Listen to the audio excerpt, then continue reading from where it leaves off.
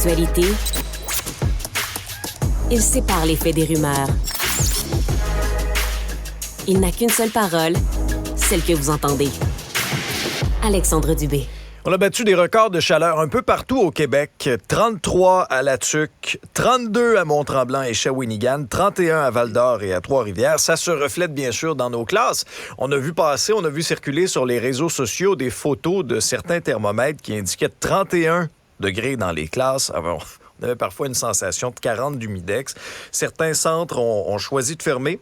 Ça a été le cas du centre des services des Rives du Saguenay, qui va fermer ses établissements mercredi. On se joint donc au centre de service au cœur des vallées. Ça, c'est en Outaouais qui a choisi de fermer ses écoles. Mélanie Laviolette est présidente de la Fédération des comités de parents du Québec. Bonjour, Madame Laviolette. Merci d'être là. Bonjour, M. Dubé. Merci à vous. Alors, est-ce que vous êtes préoccupé par cette vague de chaleur dans nos établissements? C'est quand même surprenant de voir les valeurs qu'on est en mesure d'atteindre dans les classes. On sait qu'une classe qui est déjà surchargée d'élèves, à des températures normales, il va quand même faire chaud. Donc, je peux comprendre là, que c'est des décisions qui ont été prises par les centres de services pour le bien des élèves, même si on est d'accord que c'est pas les conditions idéales là, pour nos jeunes, ni pour l'apprentissage, ni pour la capacité de concentration et d'être disponible à l'apprentissage. Oui, puisque le plus la journée avance, à un moment donné, quand il fait 31, 32, 35 degrés dans la classe, les notions d'algèbre puis de participe passé, ça se peut que ce soit peut-être un petit peu plus difficile à comprendre. Hein? Oui, en effet, j'ai fait un sondage maison hier auprès de mes adolescents et effectivement, après le dîner, c'était extrêmement chaud au point où ils ont dû changer de local là, pour aller dans un endroit mieux aéré, mieux climatisé, parce qu'il y a des endroits dans l'école là, où ça ne l'était pas. Puis effectivement, même l'enseignant trouvait pas que c'était approprié là, pour essayer de donner la notion.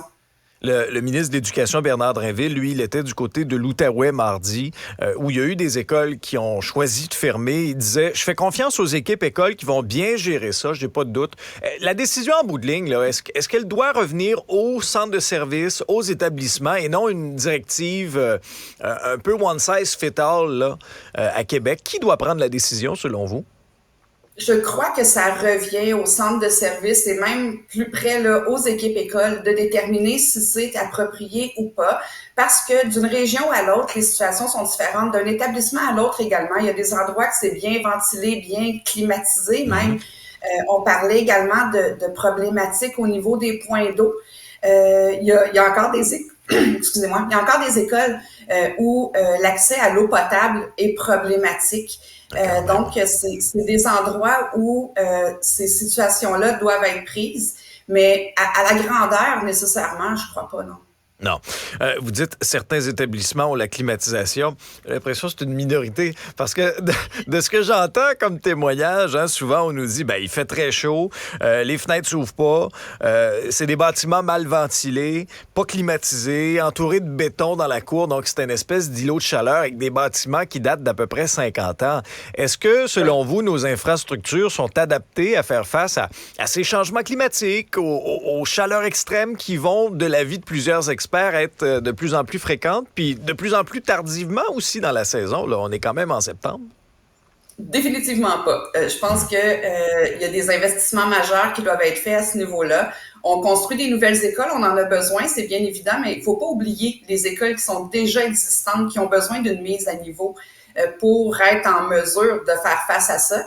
Puis, également, il y a des endroits qui sont moins bien isolés ou à l'hiver, c'est le contraire, il fait très froid. Donc, je pense qu'il faut remettre nos écoles en état pour permettre d'avoir une température qui est à tout le moins assez constante là, pour être capable de garder nos enfants à l'école puis de ne pas avoir à fermer parce qu'il fait extrêmement chaud.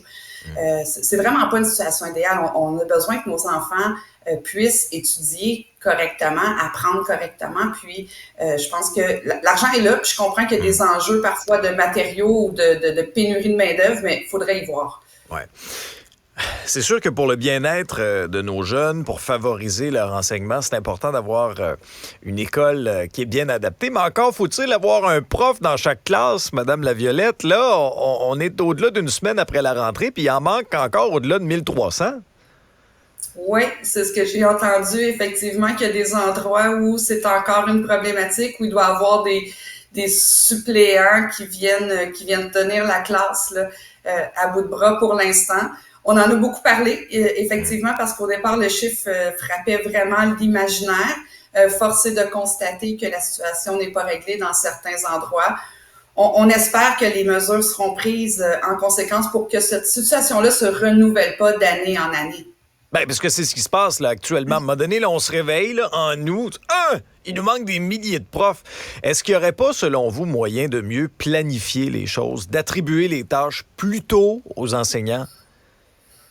Je crois que ça serait une avenue, effectivement, à considérer. J'ai espoir que les parties impliquées vont trouver une solution pour régler ça. Parce que c'est tout le monde qui en ressent, autant les élèves en début d'année que les enseignants qui attendent d'avoir leurs tâches attribuées également. Donc, je crois que les parties impliquées, autant au niveau des enseignants, des professionnels que du gouvernement, vont trouver une solution pour éviter que ça se reproduise. On le voit que ça fonctionne pas de cette façon-là. Je veux absolument vous entendre aussi sur cette histoire dans le journal, sous la plume de Daphné Dion-Vien. On apprend qu'il y a 20 profs qui ont été sanctionnés pour inconduite sexuelle en l'espace de 5 mois.